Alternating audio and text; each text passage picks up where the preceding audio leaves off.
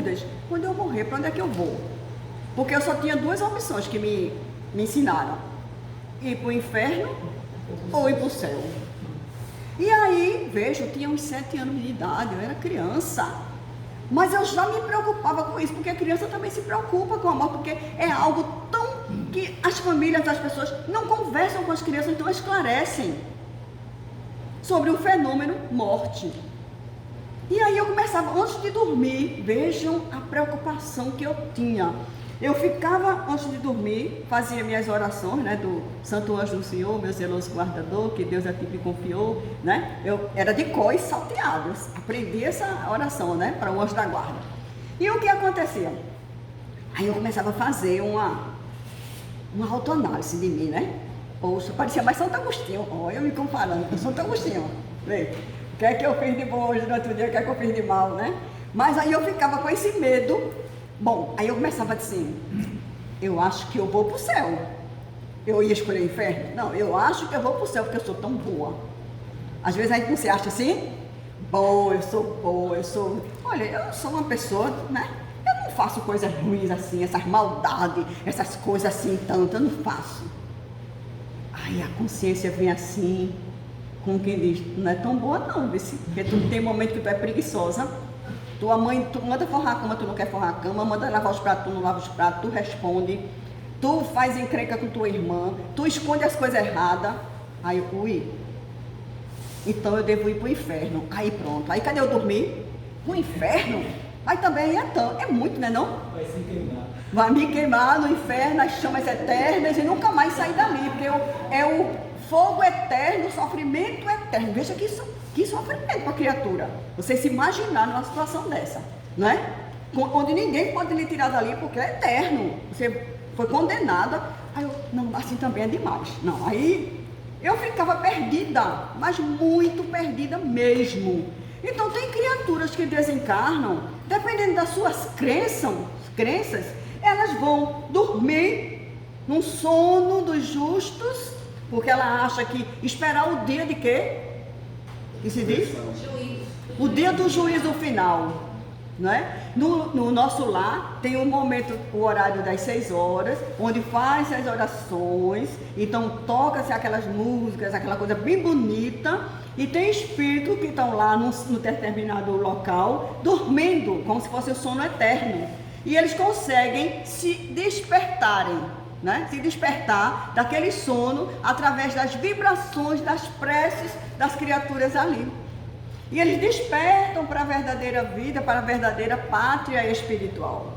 Veja que amor, que beleza a gente descobrir de que a vida continua, de que o progresso continua, de que novas oportunidades são dadas a todos nós, que a gente vai aprender muito no plano espiritual, no mundo espiritual, não é? Para retomar aqui a nossa caminhada evolutiva.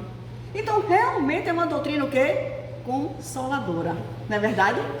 Consoladora, porque ela traz o consolo para a gente, trouxe o consolo para mim, só que eu só vim descobrir isso depois de adulta, viu? Porque eu passei muito tempo assim, penando aqui, porque eu sofria muito com essas dúvidas, que eu não tinha ninguém que me esclarecesse. Não tinha uma evangelização espírita perto da minha casa, não tinha um centro espírita, minha mãe não tinha essa orientação. Veja, já os meus filhos eu levei desde criança, eu sentava na tribuna no colo, fica aqui, não vai ficar correndo não, fica aqui, vou fazer a prece. Já cresceram e hoje a visão que eles têm de mundo e de vida já é bem diferente daquela que eu tive na minha infância, porque eu não tive contato com essas verdades espirituais, essa certeza, né? Voltando aqui. Sim, aí quando ele fala aqui que nem o frio nem o calor. Tem algo assim que as pessoas aqui têm muita dúvida, é no caso da cremação, não é? Se quando crema, se o espírito ali vai sentir o queimar, né? Tem pessoas que nem querem, não, eu prefiro ir para debaixo da terra. Eu prefiro não, porque eu tenho muito medo, não sei o quê. Gente, o espírito, ele não sente isso. Por quê? Quem queima é o quê? É o corpo de carne. E o espírito não está mais ligado a esse corpo de carne. Não está mais. Principalmente as mortes naturais. Não é?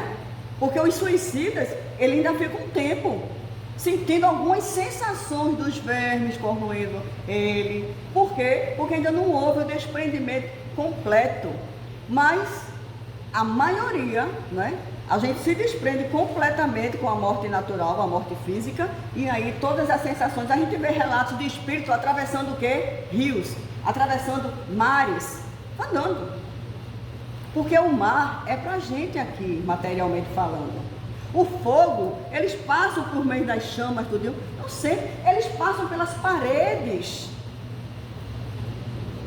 Quem lembra do filme A Casa dos Espíritos, né? Onde o espírito desencarna, o rapaz desencarna, e ele ficava com muito medo, nem a parede ele conseguia passar, porque ele não tinha esse conhecimento. Então ele tinha muitas limitações para entrar nos ambientes, tudo, até ele receber o quê? Um treinamento.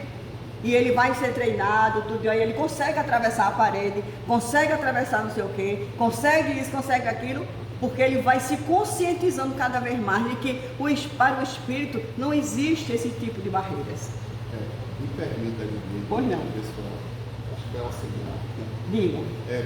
Numa das obras da coleção André Luiz, sim, André se dirige para determinada casa para fazer uma tarefa. Isso. E ele vai caminhando pelas ruas e já é escuro. E na rua que ele vai, começa a cruzar com entidades muito ainda atrasadas, até na luz da aparência, entidades escuras. Aí começa a chover, aí eles correm para a marquise para se proteger da chuva. Era isso. Pois é, e a gente vê o quê? Falta o esclarecimento, né? Falta o esclarecimento do espírito. E é para isso que ele está aqui, para aprender. Aprender e saber. Eu tenho a lembrança do desencarne do meu pai, meu padrasto, né?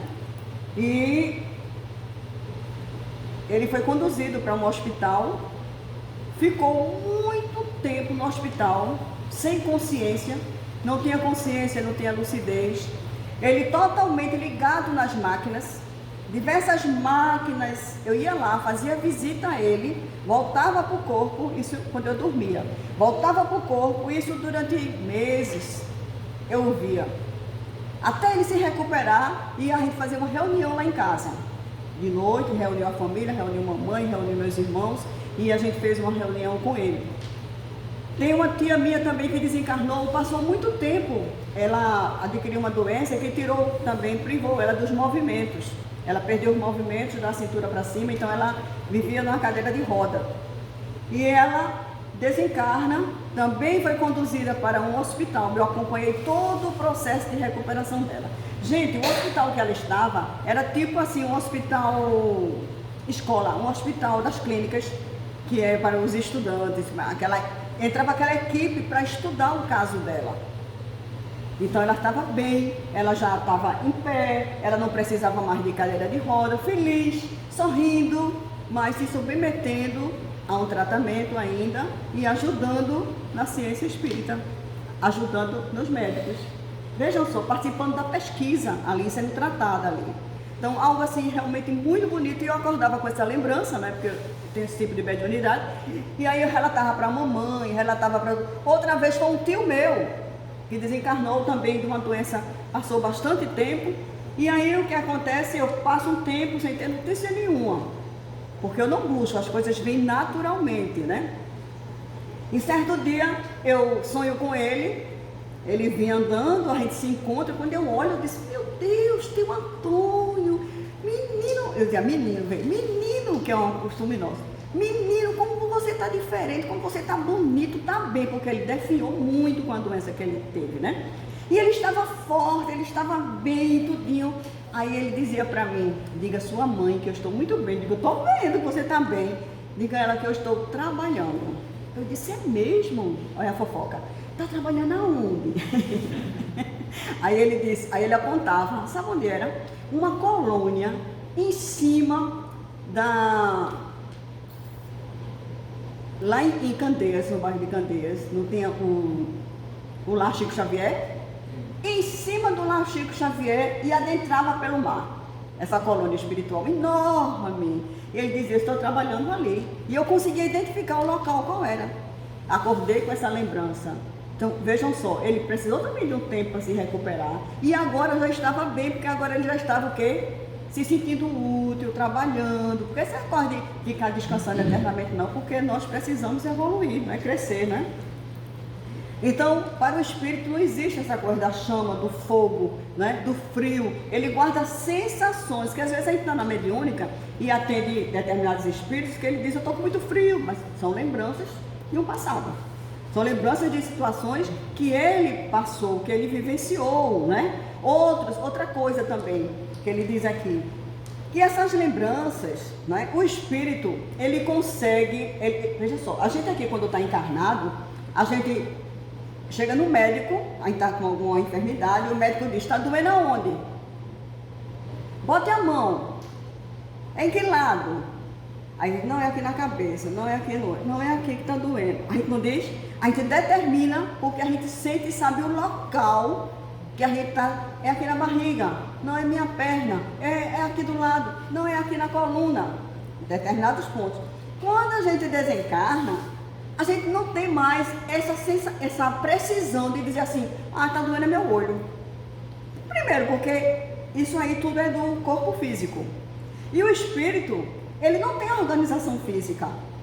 Ele tem um corpo o quê? Perispiritual, que é o perispírito que passa essas sensações, que armazena essas sensações para quem? Para o espírito.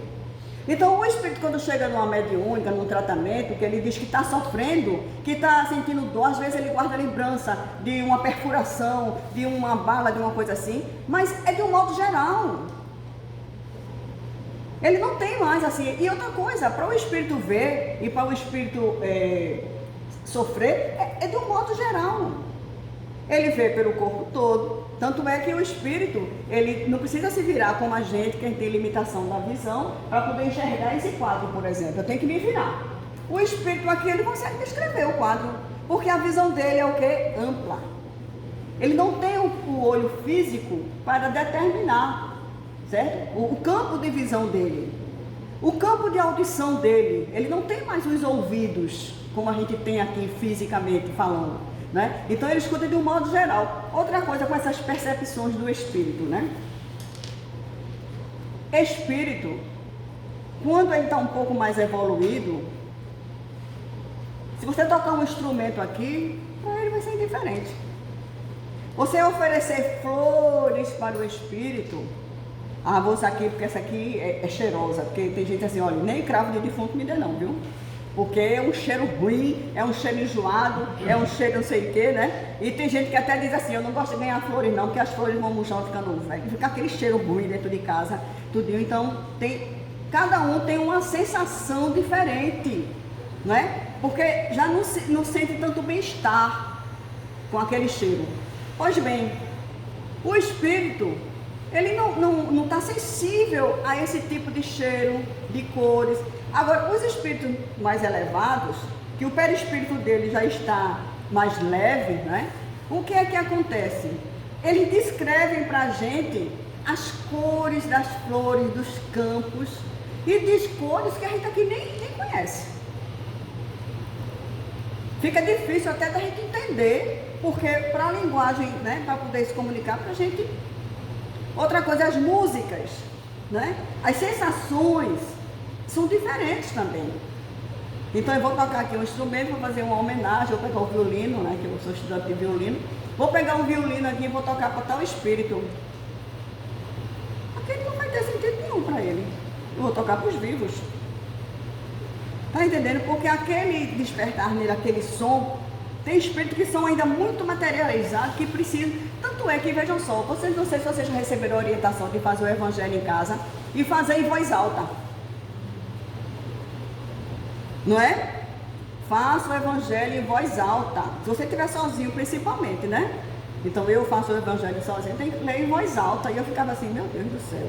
Mas porque tem espíritos ainda tão doentes, tão necessitados, tão materializados, que a espiritualidade traz naquele momento, por isso é importante o dia e hora, porque eles trazem naquele dia e naquela hora, para serem beneficiados. Então é importante que você fale alto, que você explique. Porque não é só você ler para você, Não é assim. né? Eles recomendam que a gente leia alto, porque certos espíritos ainda estão muito presos à matéria e precisam ainda, estão muito próximos